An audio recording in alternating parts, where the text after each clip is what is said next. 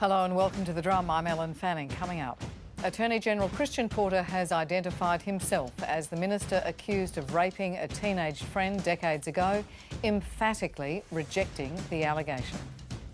The only information I have about the allegations is what has been circulating online and in certain media outlets. Speaking truth to power, Australian of the Year and sexual assault survivor Grace Tame tells her story to the National Press Club. And growing up too fast as the adults in the room grapple with the big issues, how can we help our girls navigate these difficult areas? Joining me on the panel tonight, Executive Director of Parenthood and contributing editor of Women's Agenda, Georgie Dent. Lovely to see you. Managing Editor of Superannuation Fund Crescent Wealth, Talal Yassine. Hey, Talal. Hello. In Brisbane, author and journalist Madonna King. Thanks for being with us, Madonna. And Pleasure. in Mackay tonight, General Manager of Eaton Irrigation and former New South Wales Nationals MP, Austin Evans. Lovely to see you this year. Thanks, Ellen. And you can join us on Twitter using the hashtag The Drum, and we are on Facebook. The Attorney General, Christian Porter, has revealed that he is the Cabinet Minister against whom an historic rape allegation has been made. It's an allegation he has forcefully denied. Prior to last Friday's story in the ABC, no one in law enforcement or the law or politics or the media ever put any substance of any specific allegations to me at all. Had the accusation ever been put to me before they were printed, I would have at least been able to say the only thing that I can say, and likely the only thing that I'm ever going to be able to say, and it's the truth, and that is that nothing in the allegations that have been printed ever happened. The alleged victim took her life last year, and Mr Porter confirmed that he knew her in 1988 when they were both taking part in a debating competition. But he claims he only heard rumours of the allegations last November. Before last Friday, all I can say is that I had heard, I think about November last year, a rumour that was being spread by a small number of people that I had somehow offended against someone decades ago in a way that was never specified to me. All of this has happened, and I have never been contacted in any substantive form by anyone putting to me the details of what appears is now being alleged against me. No one put anything in any detail to me seeking a response. He says he won't be standing down, but will be taking a short period of mental health leave. If I stand down from my position as Attorney General because of an allegation about something that simply did not happen, then any person in Australia can lose their career, their job, their life's work based on nothing more than an accusation that appears in print. If that happens, anyone in public life is able to be removed simply by the printing of an allegation. Every child we raise can have their lives destroyed by online reporting of accusations alone. For more on this, we're joined in Canberra by political reporter for The Guardian Australia, Amy Remekas. Amy, thanks for being with us. Can I just acknowledge this is an extraordinary difficult time for survivors of sexual assault like yourself, and that you've had to continue to talk and write about it, and that you have the strength to do so, and we're very grateful that you could make time for us tonight. Oh, thank you. That's quite lovely. Can I start by asking you to tell me how much detail was put to Christian Porter in that press conference about the allegations contained in that lengthy dossier that was sent to the Prime Minister and various other MPs last week, and how much detail did he go into refuting those allegations? Almost all of the detail that we know has been published from the document which contains the allegations was put to Christian Porter in that press conference. He was asked whether there was any consensual sex acts with the woman, if there was any recollection he had of any intimacy with the woman, and he said no, it never happened to all of it. It was a categorical denial. He said that he'd met her during a school event in 1988, but he had not been in contact with her since there, and there was no relationship. Okay, and he was also said continuously that it was 33 years ago, and he doesn't have a clear recollection of it. But he was able to recall certain things that happened, innocuous things that happened, through that time, including that she ironed a shirt for him. Is that right? Yes, he was. And that was, again, because that was one of the published allegations, because Christian Porter says he has not seen the document that contains the allegations, he only knows what has been in the media.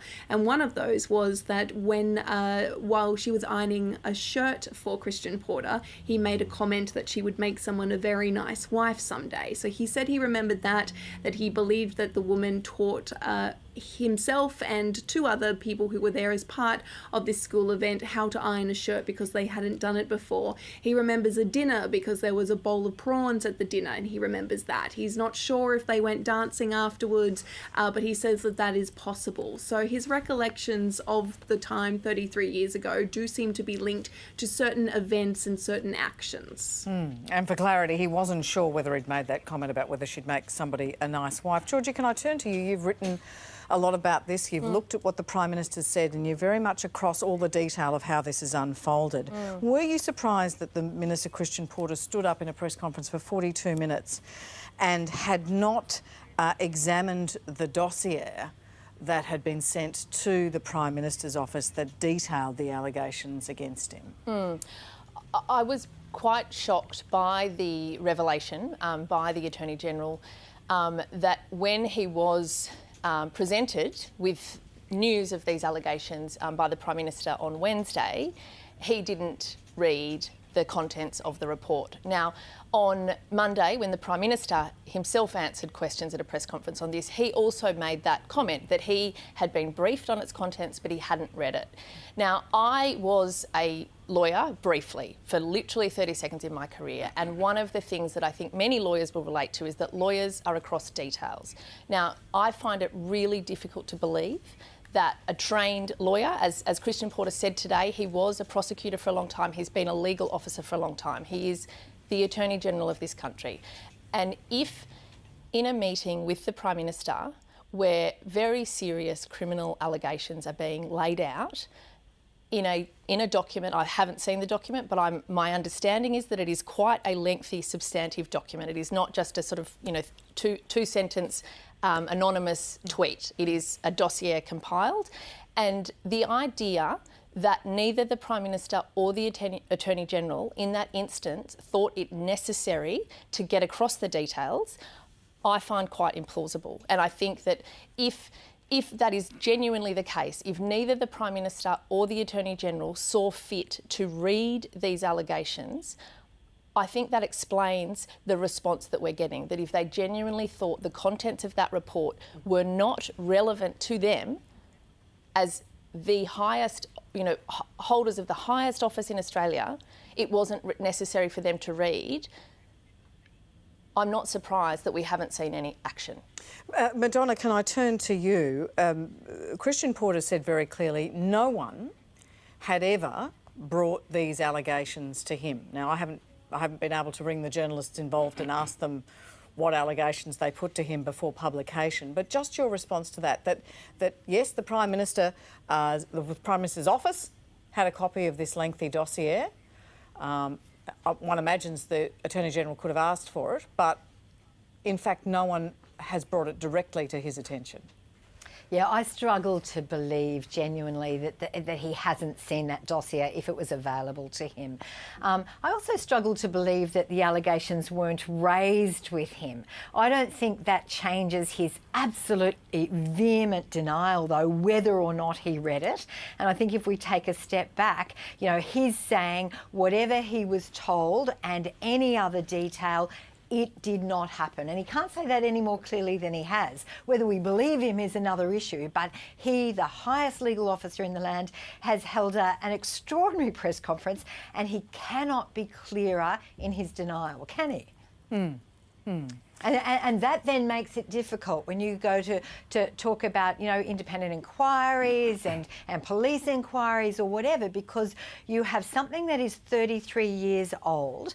You have a complainant or a victim who is no longer able to put their side of the story, and you have the highest law officer in the land saying this did not happen.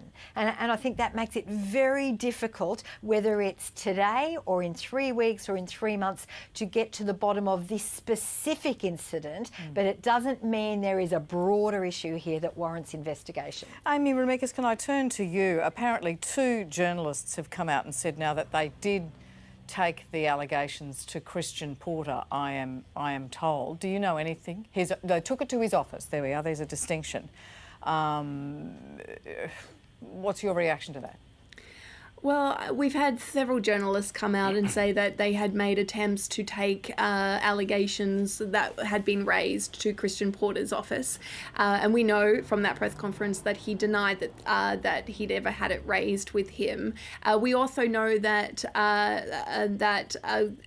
people have said on social media openly, we have tried to contact them about this. And I know journalists personally who have also tried to contact his office about it, but he was very careful with his language there, as he always is very careful with his language. On the point of the dossier, on the Wednesday when Christian Porter spoke to Scott Morrison, the Prime Minister did not have the documents at that time. He said that publicly on Monday. He said that he knew that the documents were coming. He had spoken to the AFP Commissioner about what to do when they arrived, which is why we got that letter released from the AFP Commissioner Reece Kershaw, saying if you receive any information, your first port of call is to refer it to the police immediately. So when Scott Morrison held his first meeting with Christian Porter on Wednesday, he did not have the dossier. Scott Morrison said he received it later, but as Georgie has said, he did not read it when he received it. Can I turn to you, Austin Evans? You don't think that the Attorney General should stand down after this period of mental health leave. Take me through why. I mean, it's such a challenging situation, but take me through why you think that. I'm not sure I'm that black and white about it. Okay. But look, it's a very difficult situation. My initial reaction is that he shouldn't, unless there's some more developments or something that warrant it. But it's a very tough situation to be able to progress on that from where we are, as you covered in your intro. So I think as we stand right now, I think, look, I'll be surprised if he does. He sounds like he's wanting to stick around. I don't know whether there's the impetus to push him. I don't think he will be.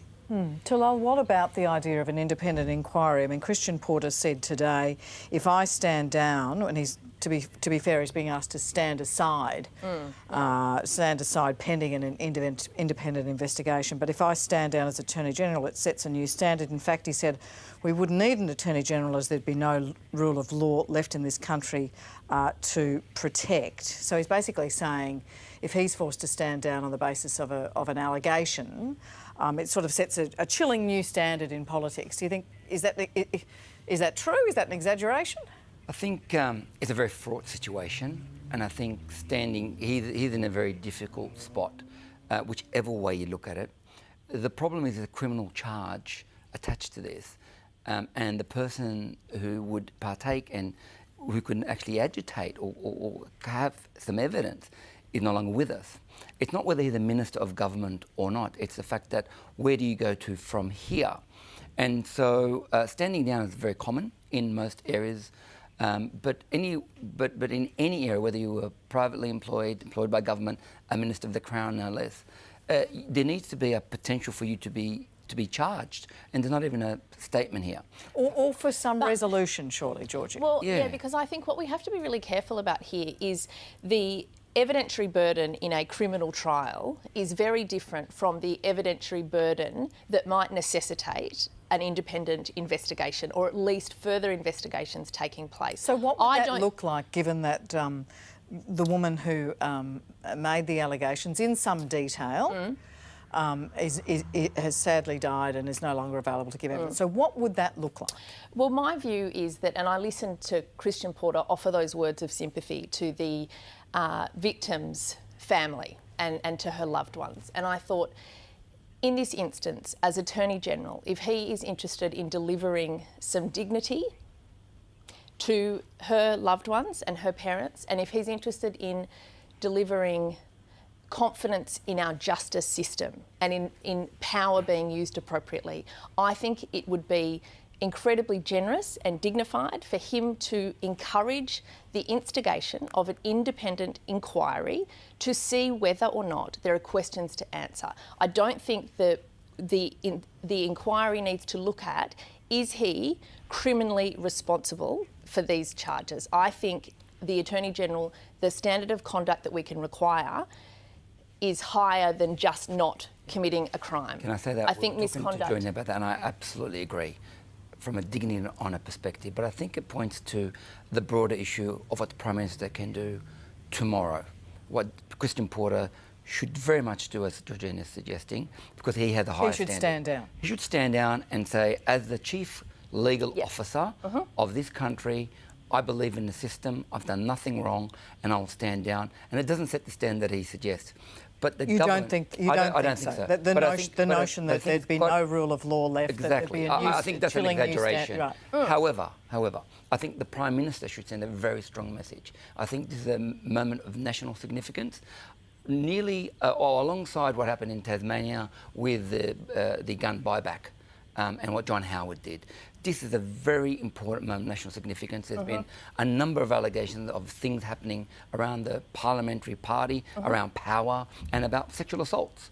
And so the opportunity is for the Prime Minister to stand up tomorrow and say, first of all, women have a right to safety and security, and that will be respected. The community has an obligation to protect that safety and security, and I, as your Prime Minister, declare this to be of national significance with an action plan. Now, that is the general tone of all this, without getting into the whys and why-fors and what to do with this fraught situation, is to deal with it in the way Georgina is suggesting, because it is a difficult situation, but to actually declare the position without equivocation. I think that's the important issue. Madonna? I think that we need to be clear what we are asking for here, whether it's an inquiry into Christian Porter's conduct or alleged conduct, whether it's an inquiry into the culture at Parliament House, or Ellen, whether it's an inquiry into the fact that hundreds of schoolgirls have put their name to sexual assault accusations against boys, predominantly from all boys' schools across Australia. And we're focusing on one case, and yes, he is the highest law officer in the land, and yes, it is absolutely crucial. But what breaks my heart is what principals in schools across Australia are talking about today, that so many girls have been brave enough to say that they have faced these sexual assaults, and where is the political leadership? In fact, where is any leadership in relation to that? So if we're going to have an inquiry, let's have an inquiry that looks at the total issue, or if we want it into Parliament, let's have it into Parliament. But I think at the moment we've got a paintbrush and we're just throwing it at a wall rather than deciding what do we want to fix here and how do we go about fixing it? Amy, is there any will? I mean, this has been a very strange moment politically. You know, Labor hasn't been very loud on this. Other parties haven't been very loud on this. Individual MPs have been. But there is almost a sense of quiet and silence around all of this. And it seems from the comments tonight that there is no sense of resolution with this issue, despite the very firm denials from Christian Porter today. There absolutely isn't resolution, and there has been silence, and it has been screamingly deafening. And I think part of the reason for that silence is because it is a very, very uncomfortable topic for people to be talking about. Nobody is comfortable talking about these issues, and it's not just in the Parliament, it's across society. But we have reached a situation where we have had all different types of society, aspects of society, deal with this. We've seen it in the sporting world, in the entertainment world, in media, in the corporate world, in schools. There has been a reckoning, and that has not come to Parliament until now. And I think what has been absolutely clear is that the people who lead the nation on all political sides have no idea how to navigate this, because they do think of it very, very politically. But it is simple. You have an allegation that has been made against the Attorney General. He is the highest law officer in the land. He has categorically denied those allegations. You can have an inquiry that doesn't lead to him losing his job or him being tarred with some brush, but you have an inquiry so people have faith in the system, so people know that their voices are going to be heard and going to be treated seriously. Because why is that louder than someone saying this happened to me? And the Parliament hasn't worked out how to deal with that. And if they can't, how do we expect anybody else to move forward on it? Yeah, and look, Ellen, what I would say in relation to what Amy and Madonna have both just said, and to Madonna's question of what is our ask, I think the ask is very clear here. We do want more than one thing because we are dealing with a systemic problem. And we want an independent inquiry into these allegations against the Attorney General. We also want an independent inquiry into sexual harassment and sexual assault inside Parliament House. We also want a response to the systemic sexism that is entrenched in Australian society. And I think it is relevant to say that a moment of reckoning is upon us. In the last few days, a woman from Brisbane, Janine Hendry, who's never been involved in anything politically in her life, sent out a tweet and asked if women would be interested in going to Canberra on the 15th of March when Parliament resumes as a show of solidarity to say we have had enough. And in less than 48 hours, they've got 10,000 people on Facebook, and this is happening, and these women, we are angry. Men and women. I think this is, as Tanil said, this is a profound moment in Australia's history. I think we are having a moment where people that have been previously unaffected or previously unaware of the extent to which this sexism and sexual assault and sexual violence is ruining lives. And I think, it's interesting that the Attorney General did talk about, someone's life potentially being ruined by an allegation. Let's look at the lives that have been ruined by sexual violence. Let's look at the jobs that have been lost, even just in the last 3 months in Australia. Let's look at what happened to Brittany Higgins. Let's look at what happened to Brittany Higgins' partner. Let's look at our Australian of the Year, Grace Tame. Let's see how their lives have been affected by something that was completely unexpected for them too, and that was having violence perpetrated against them. I'll come to you, Madonna. I can see that you want to say something, but just on the point of Grace Tame, let's listen to Grace Tame. As we've been saying, in time we'll probably come to recognise this last month as some sort of watershed, a moment that began with Grace Tame winning Australian of the Year, then went on to the allegations made by Brittany Higgins and now to here. Just hours before all this happened, Grace Tame spoke at the National Press Club, addressing her experience of sexual assault and the allegations that have been circulating through Parliament in recent months. After all this, it became quite obvious to me why child sexual abuse remains ubiquitous in our society. Because while predators retain the power to get exactly what they want, to feign remorse, and to objectify their targets through free speech, the innocent, survivors and bystanders alike, are burdened by shame-induced silence. She was also asked about the way the Prime Minister has handled the events of the last few weeks. When the Prime Minister responded to these first set of allegations, he used the phrase, as a father, and he said he had to have a chat with his wife, Jenny, before he was able to, front the media and speak. What do you make of that, and what do you make of the rhetoric and the way he's handled those allegations? It shouldn't take having children to have a conscience.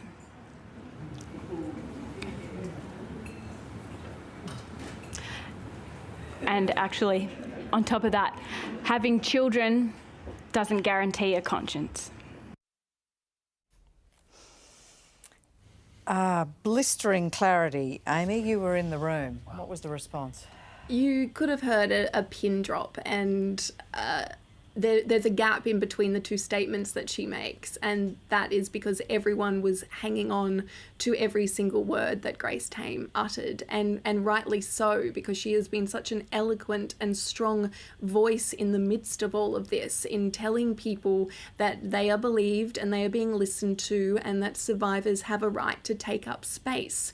Now, we had the Prime Minister when Parliament sat during International Women's Day. They had an event here in Parliament, and he gave a speech where he said the word respect 42 times, and the theme of the speech was to respect, protect and reflect, and he said we need to do that for women. We need to think about, how we create safe spaces for women and allow their voices to be heard. But we have seen in practice that has not happened. There has been nowhere addressing the structural issues that have allowed environments to spring up. There has been nothing about taking responsibility. There has been nothing about we're going to investigate these issues independently from the parliament. It has been very, very political. And then you have Grace Tame stand up and say, in something that would have been very difficult for her to say, because this is a woman who has had to relive her trauma and her story in order for other survivors to be heard, to stand up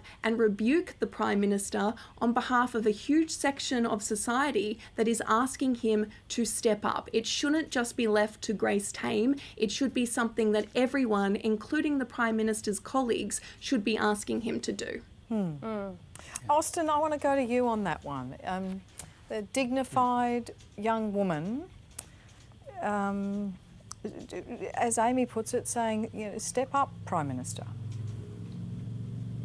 Yeah, look, and I think that's the only way we're going to get change.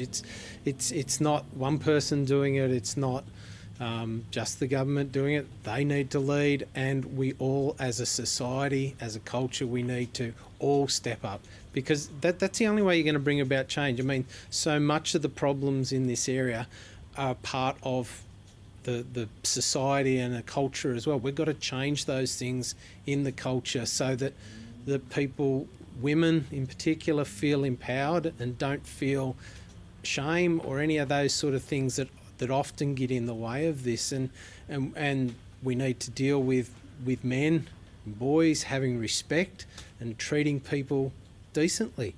It's not, everyone has to step up. Me, my children, my family, everyone. Madonna, the Prime Minister's defence, when the suggestion was made that he's bungled his response, certainly to the Brittany Higgins matter, was that he didn't know about it. In relation to the allegations against Christian Porter, strongly denied. He said he heard the rumour but he didn't ask about it when he was sent the dossier with the allegations against Christian Porter, which Christian Porter denies. The Prime Minister didn't read them. He didn't know, he didn't ask, he didn't read them. Yeah, so on any measure, that's pretty shabby leadership, isn't it? But, he still can turn this around. He just has to have the guts to say that he's got it wrong, to read the room, to listen to that extraordinary speech today and what Amy was saying just previously.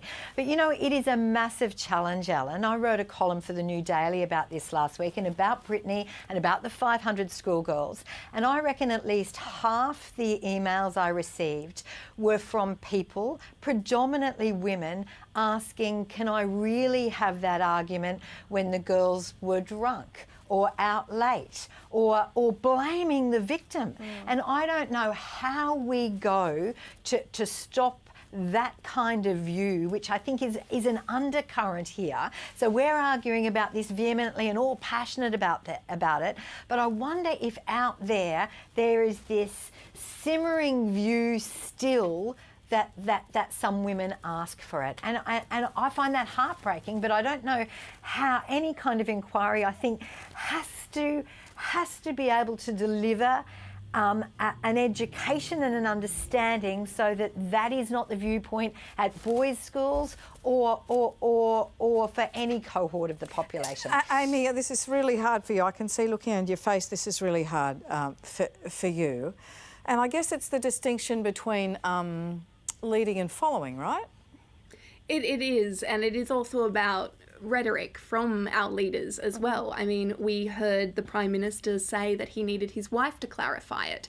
We heard the Prime Minister say that he needed to think of his daughters in order to be able to make sense of what action needed to be taken. We had the Home Affairs Minister refer to not knowing the he said, she said part of the allegations in terms of Brittany Higgins. We had the commander of the ADF today reported in the Canberra Times saying that, women, in particular, women cadets of the ADF needed to make sure that they weren't attractive, alone and drunk in places. This is a leadership issue, and anyone anyone who is thinking that she shouldn't have been walking there late at night, or she shouldn't have got that drunk, or she shouldn't have put that in that situation, I am going to ask you to think about what would happen if it was somebody you know, and whether you would still ask those questions. And we shouldn't have to think about someone else that we know. We should not need to put someone else's face onto this situation in order to think clearly about it and have empathy. But if that's the way that you learn, then think about it. Is that person still to blame? And you're going to come up with the answer that everyone in that situation grapples with, which is no. The only thing, anything that has happened to these people who have been through sexual assault is they have come across the path of a sexual assaulter. And until you start to reverse that thinking, until you start thinking, why did that person feel like they had ownership over another person and they could take what they wanted, rather than what was that person doing in that situation, we are going to continue having these conversations, and we are going to continue to hear from schoolgirls in particular talking about the horrendous situations that they're being put in as teenagers, and you just need to stop it. Let me say, Amy, you're wonderful. Thank you for the power of your advocacy and your eloquence. I know that you are in the middle of a shift and you have to run off and leave us. I cannot believe that we've put you through all of that. No, and you've you got to turn haven't. around. I've just been crying for frigging, weeks about all of it. But thank you for being so sensitive, and to everyone who is watching. I know that this is difficult, and I know that these are really uncomfortable conversations, but just support those around you, because it is really, really tough, but we need to have them. As Grace Tame said, sometimes we need that ugliness and darkness to lead us into the light, and this is one of those moments. Thank you so much, Amy. Thanks for coming Thanks, in. Amy. Appreciate it. Amy Remekas, political reporter for The Guardian Australia. Tough day. Let me just raise this before we move on. You referenced this in a column that you wrote. On Monday, when questioned on the allegations relating to Christian Porter, the Prime Minister said that we were kidding ourselves if we thought this issue was unique to Parliament House. That might be true, but what's unique to the PM and him alone is what he can do about it, like legislation, for instance. His government has been sitting on a landmark report that could revolutionise workplaces. This time a year ago, the Sex Discrimination Commission released advice that the government make two key changes: legally compel employers to take measures to eliminate sex discrimination, harassment and victimisation, and two, amend the definition of serious misconduct in the workplace to include sexual harassment, because, as things stand, it currently isn't. Then his position as a workplace leader, the Prime Minister. As Georgie said earlier, when asked about the letter he received outlining the allegations against Christian Porter, the Prime Minister said he didn't read it, although he'd been briefed on the contents, that he ignored the rumours, as we've said, of matters dating back from last year. So as a legislator, he was asked a year ago, the Parliament was asked a year ago, to make these changes, to compel workplaces to take positive steps to eliminate this behaviour. And to change the Fair Work Act to say two things. If somebody comes back at you and you've dismissed them for sexual harassment, and they say that's unfair dismissal, that sexual harassment is good grounds for it. So that means that the HR department that's having a nervy about the unfair dismissal claim will calm down a bit. And secondly, that it's a serious misconduct, sexual discrimination, that he hasn't done those two things. And then what we're saying about the whole of the Parliament, what the view of the panel seems to be is, nor are they taking the sort of leadership that those laws would require. Yeah, absolutely. And I think, the comments that Scott Morrison made, because this was when a number of other allegations came out about the same senior staffer who allegedly assaulted Brittany Higgins, when multiple more women came forward, and he was asked about it, and he said, he was asked generally about sexual harassment and assault inside Parliament House, and he, I think, attempted to deflect and say, if you think this is only an issue in Parliament House, you're kidding yourselves. And I was quite taken aback by those remarks, because I was one of the people, like a lot of other people, who eagerly awaited Kate Jenkins handing down that landmark report after a comprehensive investigation. And it was ignored. And I immediately put that question on Twitter to the Prime Minister and said, if you recognise that sexual harassment in our workplaces is prolific, which it is, Why have you not done anything about it? You have not actioned a single item from that report. And I think that this goes to the bigger picture that we're talking about, that Amy and Madonna have referenced here.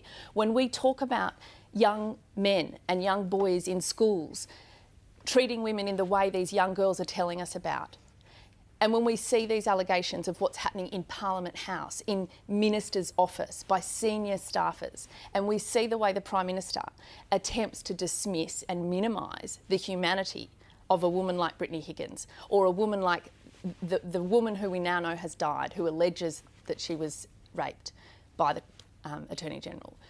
When we look at that lack of humanity and we look at that lack of respect and that disregard for women, is it really surprising to us to discover that young boys are having trouble with respect? Because in my view, the issue is not here having an educational program just about consent. I think the educational program we need is what gives young boys, old men, middle-aged men, what gives them the impression that they are entitled to violate the body of another human being? And I think we have to be really honest that the reason a lot of men, young and old, feel empowered to do that is because they have been getting away with it for so long. And because that is what's being modelled in too many houses, in too many workplaces, in Parliament House. That is the message, that is the modelling we're seeing. So let's not be surprised then when we have horrific allegations like this, and then let's not be surprised when there is an uprising of women who say to the Attorney General, your word that you didn't do it is not sufficient to alleviate the concerns of survivors and allies around this country who are saying it is time for there to be actual legitimate consequences for victims, for perpetrators of sexual violence. And perpetrators, at the very least, should not be policymakers. And again, I'll state that Christian Porter has very forcefully said that these allegations are denied, that these things didn't happen. Can I ask you, Talal? Sure. The Prime Minister's view was that this is a matter for the police. When asked whether he believed Christian Porter, he said it doesn't matter whether I believe him, it's whether it's for the police to believe him or not to believe him. Laura Tingle last night on 7:30 said, no, you need to answer that question, Prime Minister. Do you accept as a workplace leader that if you have a criminal allegation that that's something for the police to deal with, and if they can't, that's the end of it, and it's nothing for the workplace leader to be dealing with? Well, I don't accept that at all, the Prime Minister's position, because I may be a workplace leader, he's the leader of the nation. What he does, what he says, how he acts it shapes the nation. And whether, Christian Porter, these allegations are true or not, and they're fraught, is not, as I said before, it's not just about this matter. It's about all the things Georgina's saying, all the things Madonna's saying, all the things Amy's saying. The evidence is overwhelming. Nobody in their right mind can say that this is not an issue for Australia. This is a watershed moment. What the Prime Minister does and what he says, and hiding behind process, hiding behind convention, hiding behind a particular case is not going to help. And there's not only women that are upset about it, there are many women that are upset about it, but there are a lot of Australians generally from all walks of life, because it affects and impacts them and their families. And I agree that you don't have to be a father to have a conscience. It doesn't mean you got one. And you don't have to ask your wife or you may have you may have girls, right? It doesn't make you any better. It's about having a conscience. Is it a human right or not? And I think it is. And I think the Prime Minister has a clear set of decisions to make here and a clear direction.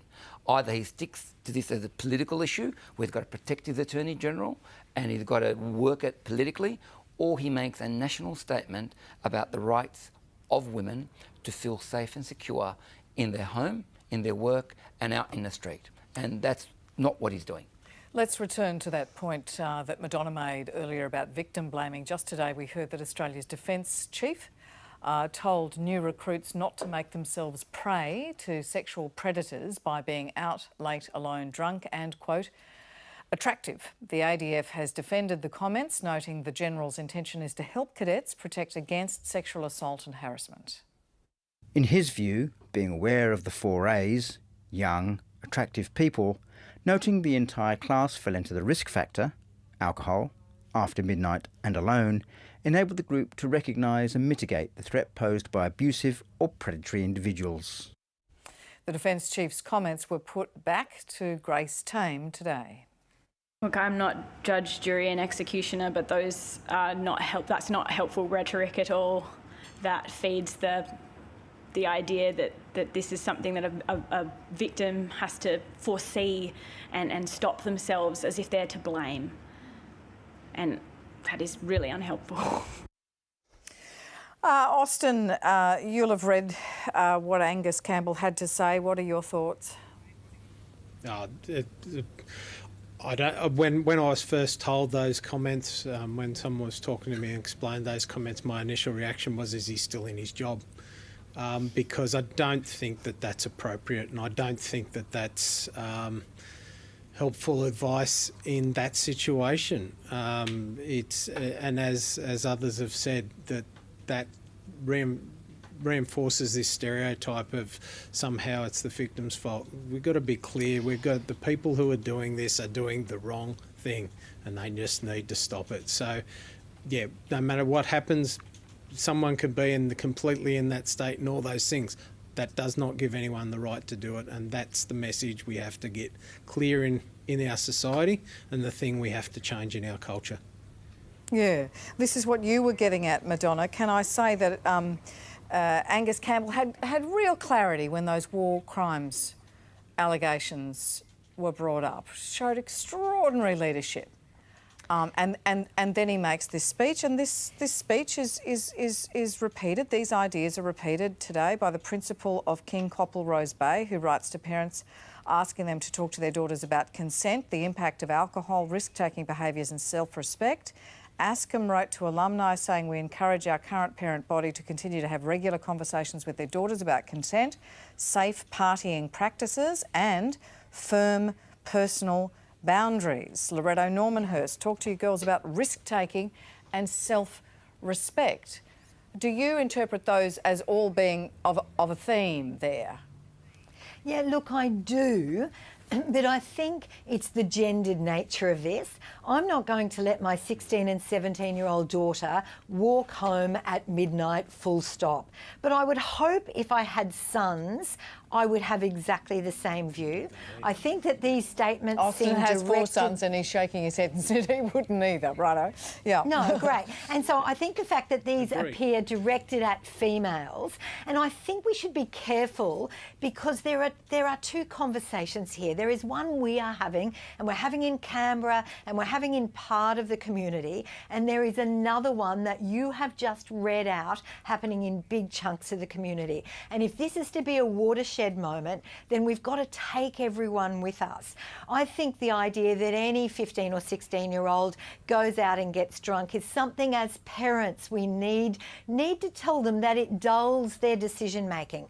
But the thing where I just, whoa, was when he said you shouldn't make yourself attractive. I mean, that was almost like it's a lure to people. And I think it was a silly thing to say, whether he meant it or not, but it reflects what is happening, as you just read out, in schools and in communities across the country. And we've got to stop that thinking. I don't care if a girl is drunk, it's after midnight, I don't care what she's wearing. No girl ever asks to be raped, and that is an issue on the boys. And we think his teenage behaviour in terms of males and females getting drunk or walking home or through parks or anything else. Does that make sense? It does. Interesting. I think the other issue, and I think, Madonna, I would be probably more forceful with my language. I think the comments were more than silly. And I agree, I actually think Grace Tame was incredibly restrained as well. But I think his comments are dangerous because they quite clearly perpetuate victim blaming, but also it completely overlooks the reality that despite the fact lots of us wanting to believe that rape and sexual assault is something that only happens late at night in dark alleys by some strange person that is lured to you because you are drunk, We know that the vast majority of rapes happen in people's homes. They're perpetrated by people who know the person. It is a myth that rape is just something that happens outside, you know, late at night in the dark. And I think that we need to be really, what I would say to Angus Campbell is, this is not about a lynch mob. None of this is about a lynch mob against a particular person. It is a lynch mob against an issue. And the issue is us accepting that somehow boys and men cannot help but rape women. It might shock people to discover there are a lot of men in this world who have been drunk with women and haven't raped them. That has happened a lot. Look, and it is and possible. Can I say, absolutely, and can I say there's this theme of, you know, men and boys. Most men, most teenage boys are beautiful, respectful, and this doesn't target them, but this whole debate in a way does. And I think also, and that's why I think it's so nuanced in how we approach this and what we do, because we need those boys and men to help navigate a new way forward, to change that culture, whether it's in Parliament House or whether it's in our school grounds. Ellen, can I say that? I mean, we're Muslim, we don't drink. So the issue of being drunk is not on the table. But I think we should stop talking about what women should not do and what men should do. Yeah. And there's the issue of respect and not respect. But sexual assault is not about sex. No. It's And about so that's domination. a point about language, right? I have problems with the word sexual assault because it makes it feel like you're assaulting someone and it just happens to be sex. Consensual sex is very different to sexual assault, and that sounds silly. But one's about violation, dominance, power, and abuse. And the other, well, we know what that's about. Intimacy. But intimacy, love, connection, affection, true. connection. It sometimes feels like a silly distinction to make, but it frames the person who's been violated. That language is so limiting. And so we just got to remember, and I really like Angus and I've liked his leadership, but this is something out of the 1950s. You know, I've got daughters who want to be in not the armed services, but certainly security and government, and it would worry me tremendously for them to stop being attractive. You know, I'm subjective. My daughter's attractive, whatever they wear.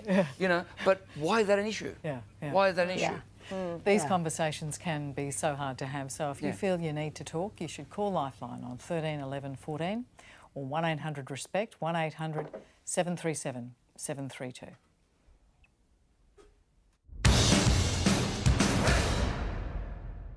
Well, if the adults in the room are feeling bewildered by the events of recent weeks, even today, imagine what the kids are thinking looking on. As any parent will tell you, nowadays young people are being wrenched from childhood well before their teens. Well, they've never known a world without smartphones, and for many, the digital universe they carry around in their pockets is a gateway to a hyper-sexualised world of unrealistic notions of female beauty with cruel messages and toxic gossip.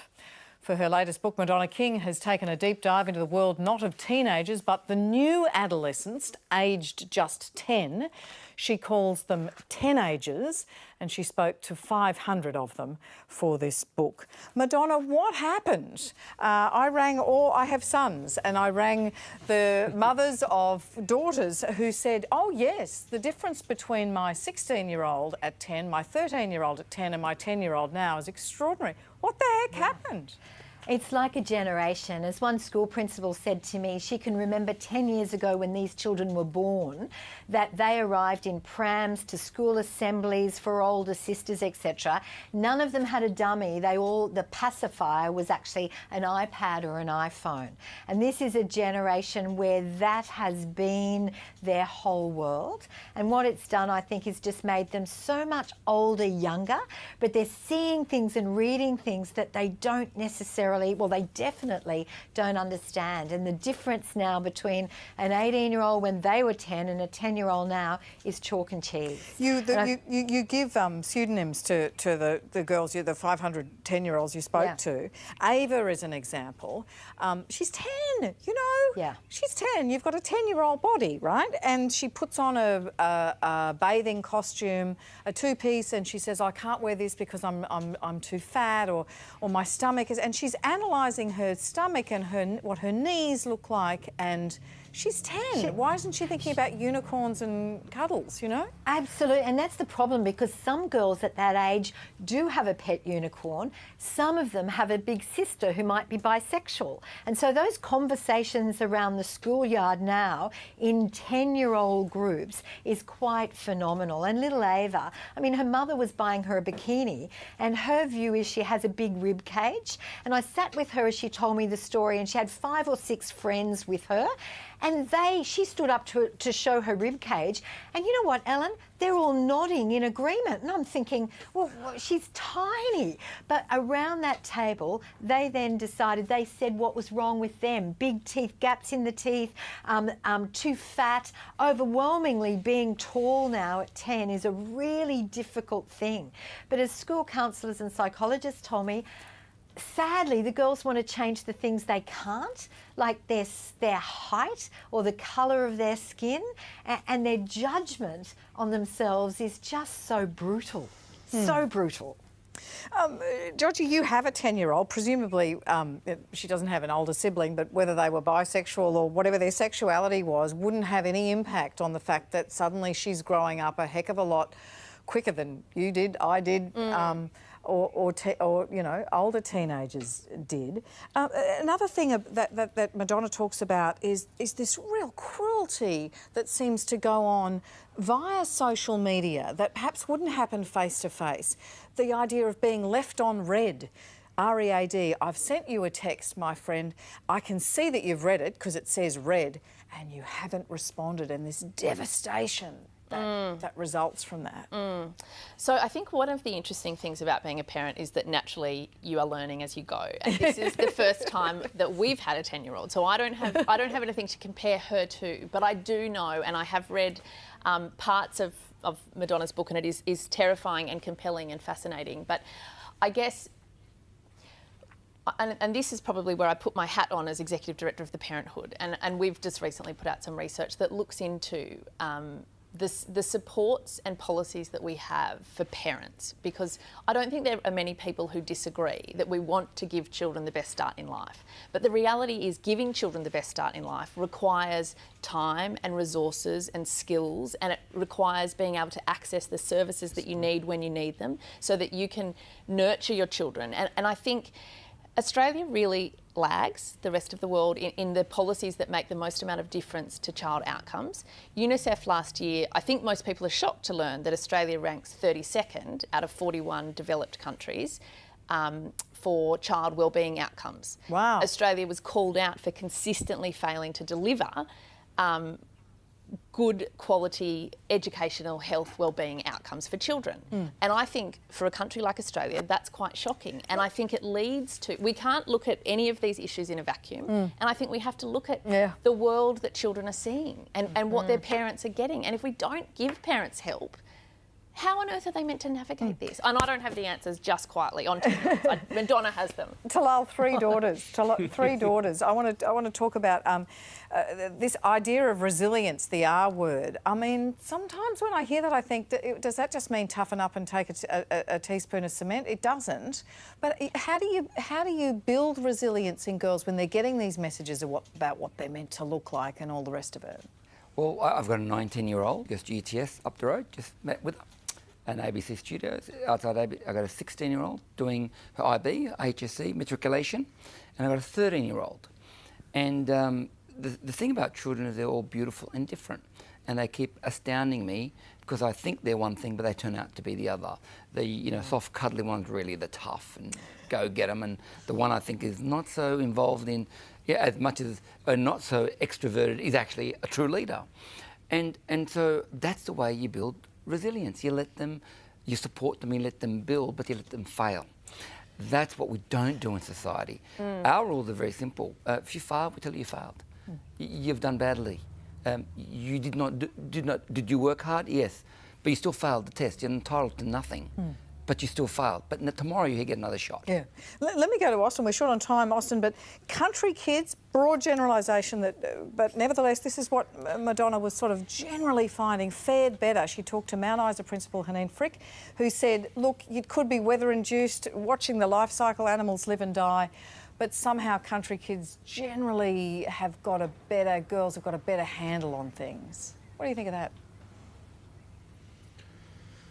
Well, interesting to know, and I haven't spent a lot of time in the city, so I probably don't have a good thing to compare to, but I've always thought that small communities is a very strong support. The old cliche of it takes a village to raise a child, but when the times that I've spent in larger towns compared to in smaller towns, the people that kids go to school, those are the same parents. Those kids play football or a different sport, and I see them there, and I'll see them at the music club or whatever else. It's that regularity of contact. Whereas living in a big city, the people I played footy with, I never saw anywhere else. They weren't the people I went to school with. They weren't the people I went to church with. I think that sort of repetitive meeting and I think that helps. You've also talked about taking your boys away with male friends and relatives and young fellas and sitting around the campfire. What's the value of that? Yep.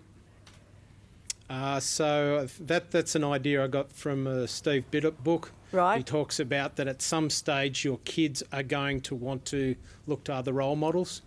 So you can either just let that happen organically, or you can try and surround them with people that you would want them to go to.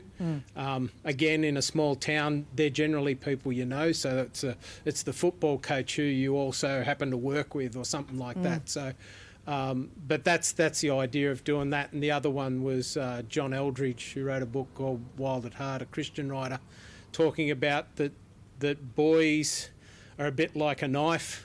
They can be dangerous if used wrong, but we all have knives in our house and we use them to cut up our food and make wonderful food and do great things with them. And that's an attitude to take with the boys, and I've got 4 boys, of they are who they are. Don't try and change them, but channel them to use their skills and abilities for good. And last word on girls. Madonna, you talked to the wonderful Paulina Skirman, often a guest on the program, principal here in Sydney. How do you make it slow down? How do you make growing up slow down? Just put the smartphone away. Take them camping. Social media. Boys or girls, sit around the fireplace. Get off social media. It's not even legal till they're 13. So why they're on it at 10, it's just not needed, Ellen. Wonderful. It is a terrific book. We could do another 20 minutes on it, but I feel like we did a whole program on it, and that was a positive note at the end. Thank you so much for the book, Madonna. Teenager. Thank you. What your daughters need to know about the transition from child to teen. That's all we have time for. Our thanks to the panel, Georgie, Dent, Talal, Yassine, Madonna King and Austin Evans. Have a great evening, and Jules is in tomorrow night. Good night to you. Here you are.